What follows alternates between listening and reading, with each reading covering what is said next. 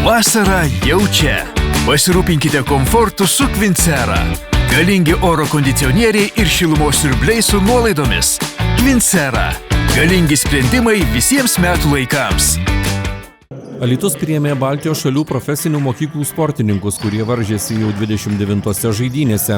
Šįsyk sporto šventė patikėta surengti Alytaus profesinio rengimo centrui. Tai jau antras kartas, kai Dzūkijos sostinėje vyksta toks sporto renginys. Antrą kartą Alytuje vyksta Baltijos šalių žaidynės. Prieš 15 metų, kai tik tai mūsų mokykloje ir Alytaus mieste jos vyko. Dabar sugrįžo dar kartą. Mes, aišku, irgi esam sustiprėję, turim tikrai puikią infrastruktūrą, turim puikius partnerius. Turim nuostabų profesinio rengimo centrą. Direktorius ką tik tai mane palydėjo ir aprodė visą infrastruktūrą, kas iš tiesų džiugina. Ir man dar kartą, esant 3 mėnesius viceministrų, pasitvirtino taisyklė, kad mes galbūt kartais per daug nuleidžiame nosį, nes turime neblogas sąlygas, netgi sakyčiau geras sąlygas vystytis fiziniam aktyvumui sportui.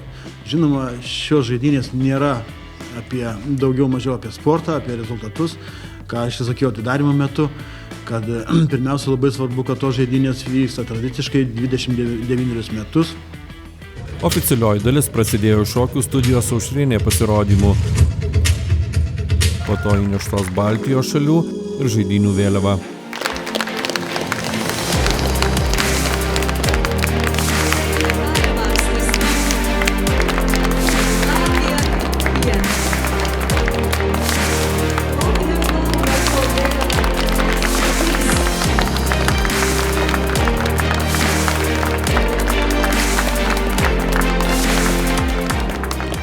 Pasveikinti sportininkų atvyko Lietuvos Respublikos Seimo narė Alytaus miesto vicemerė, švietimo ir sporto viceministras Giedrius Grybauskas.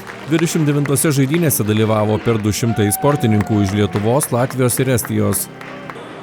Žaidynių metu dalyviai varžysi stalo teniso, tinklinio, krepšinio, 3x3 rungtyse, o profesinių mokyklų vadovai išbandė savo taiklumą smiginyje, baudų metimų rungtyje ir kopėtėlių golfo rungtyse.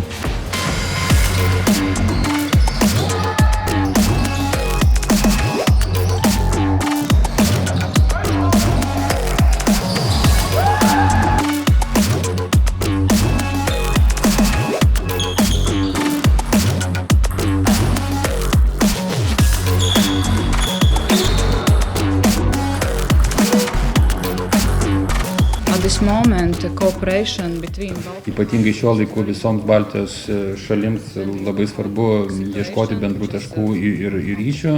Ir šią žaidynės įmato kaip labai gerą galimybę profesinių mokyklų kolektyvams susijungti vieną renginį, pasikeisti ryšiais, užmegzti naujus ryšius ir visiems žaidynių dalyviams linki sportinės sėkmės ir pergalės. Sportas turi kartais dvi tokias funkcijas ir turbūt tas, kam teko gyventi tam tikrų laiką, tai jūs puikiai atsimenat turbūt arba žinot, kad sportas yra naudojamas kaip propagandinė priemonė ir būtent tada orientuojamas į medalius ir pasiekimus. Bet vakarietiškos šalys paprastai sportą naudoja sveikai gyvensenai didžiąją dalį piliečių laikyti. Ir čia turbūt yra labai svarbu būtent įtrauktis. Lietuva pereina prie to, nes profesionalus sportas yra tvarkoj, bet pereina prie sporto kaip galimybės būtent sveikatinimo stiprinti.